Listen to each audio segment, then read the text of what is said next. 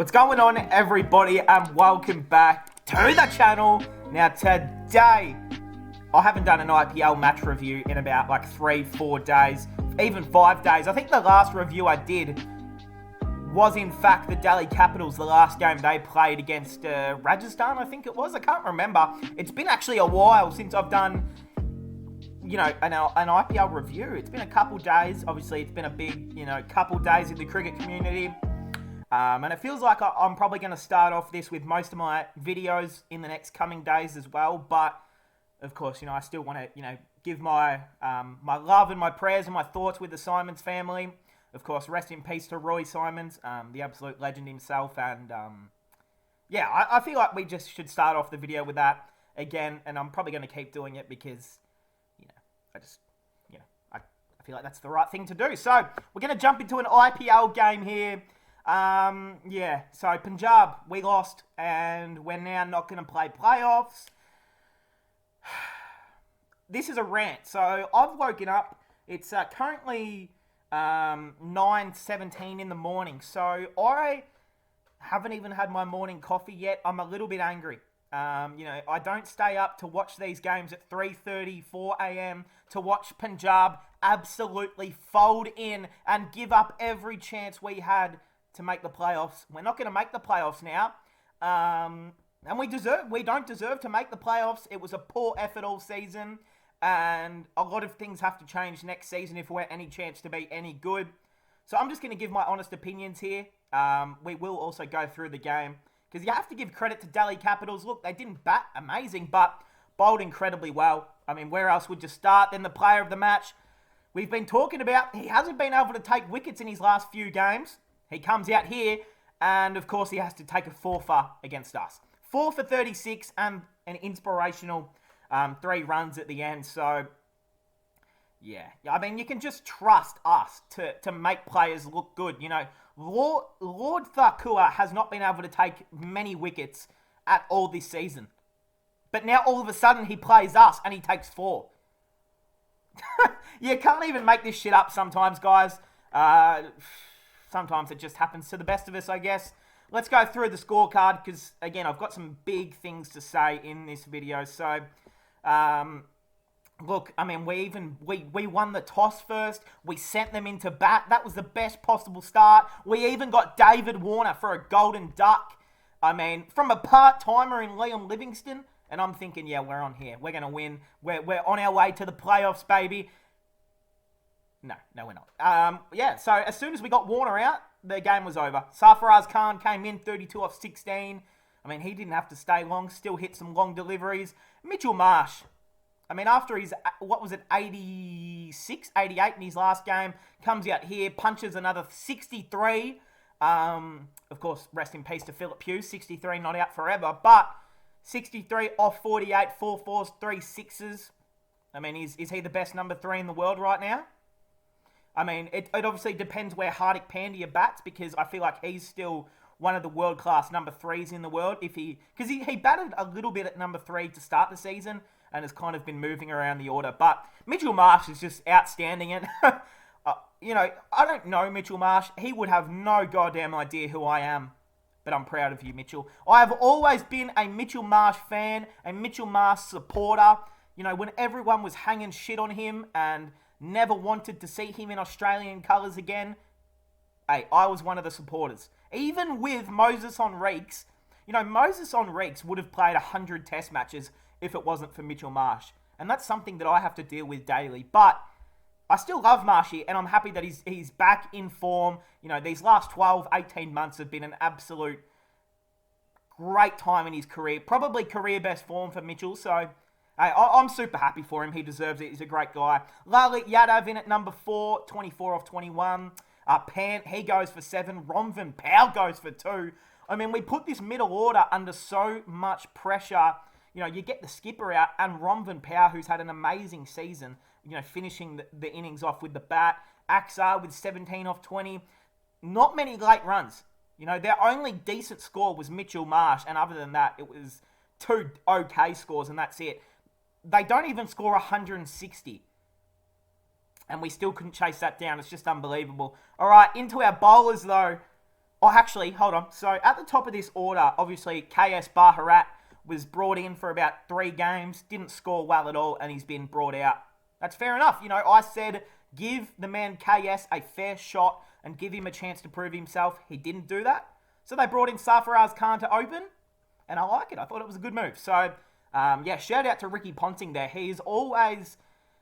I feel like me and him just have very similar cricket minds. Of course, Zimbabwean cricket legend and Australian cricketing legend, sure. Ricky, maybe. Very, very similar IQs with cricket, clearly. So it's good to see we think alike. All right. I just have to compose myself after that. All right, Punjab, our bowlers. Liam Livingstone taking 3 for 27 off 4 has got to be just the most flukiest bowling I've ever seen. Look, I don't think he bowled more than 4 good balls in 4 overs, but he still took 3 for 27. So you take that anytime a part-timer can pick up 1 wicket, let alone 3.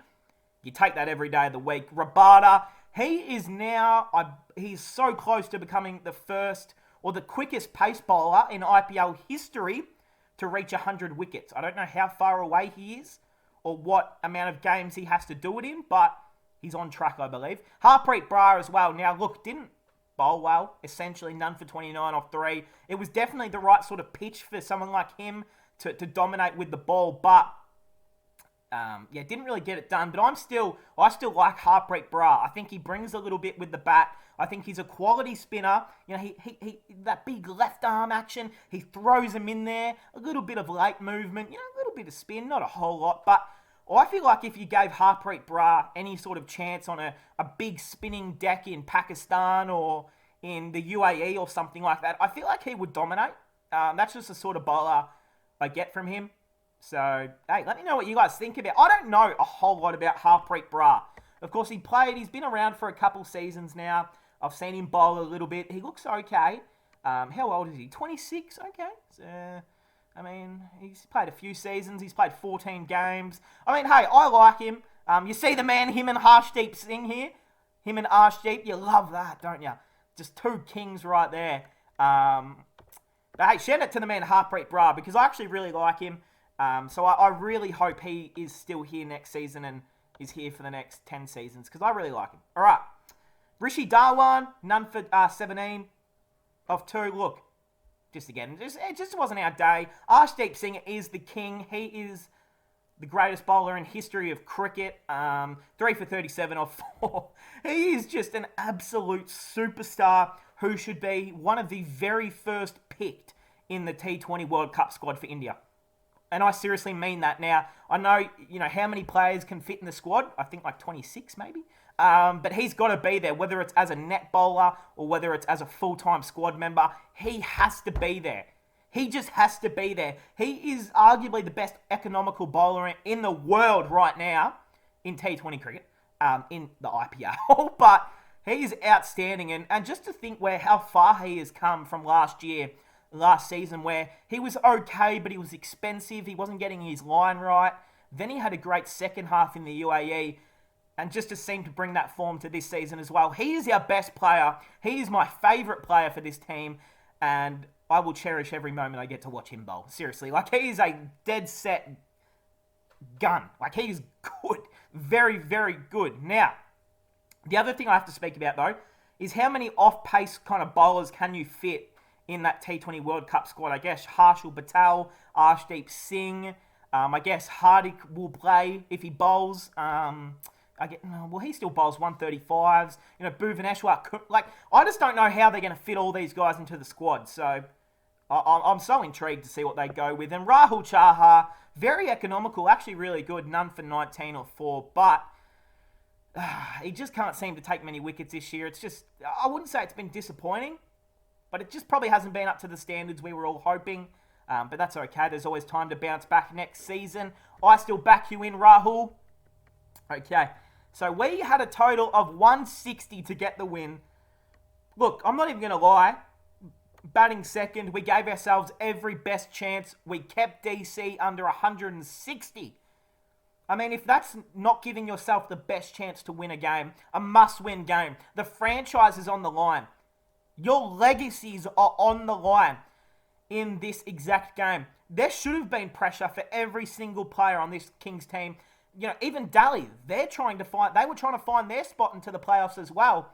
It was either who wanted it more, who wanted to win the game more. It was obviously Daly. Let's go through our batting order. There's things I have to... Ooh, I was going to swear. There's things I have to say. All right. Bairstow, 28 or 15, 4 fours, a 6. Look, I would have loved for you to stay out there longer, but look, I mean, that's kind of what your role is. I don't care. Shikadawa, 19 off 16, 3 fours. He's been our best batsman all season, so I'm not going to give any disrespect or any slander to the man Shik. I love Shika, and I have nothing bad to say about him. Rajapaksa, now. Ooh, okay. So, 4 or 5. Look, you've actually been okay this year, Banuka. You've been decent. I don't mind. I think number 3 is a good position for you to bat. But if you ever almost run out Shikadawan again, I will come for you and you will never... No, okay. We're not going to go that far. But seriously, please, you are so lucky. Because Rajapaksa, he ran about a quarter up the pitch and said, no. And Darwan's already halfway up the pitch saying, what do you mean no? You said yes at the start. If you ever try to run out Shikadawan again, I'd never want to see you play cricket again. I'm so serious. Liam Livingston, I don't know what to gather from him.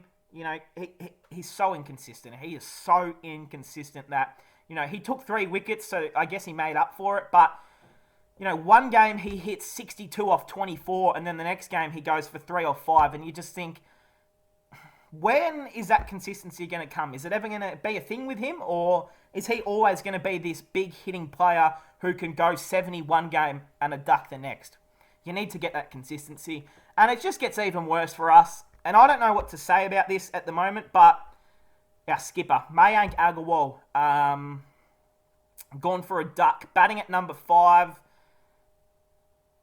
No, it's, to be honest, if he's not opening, I don't think he should play almost because, as much as I think Bairstow's actually looked okay as an opener, he made most of his runs for SRH as an opener with David Warner back in the day. Why is our captain playing at number 5? He has provided absolutely zero in the middle order all season. At the top of the order, I know that he's been shaky. I know he hasn't looked great, but there's got to be a better position in this team. At least number 3, at least 4. Get him up the order. What good is bringing in our captain at number 5 who literally can't bat in the middle order anymore? Don't know why, but he can't. We're going to have to make a decision next season. Is he still our captain? I love him, but I'd almost say no. I would rather Shikadawan be captain. I'd rather see someone like... He's probably our only option. Shikadawan is literally our only leadership option. I mean, Bairstow... No, fuck Bairstow. I don't want him captaining. Because he'll open himself every game. Probably Bairstow.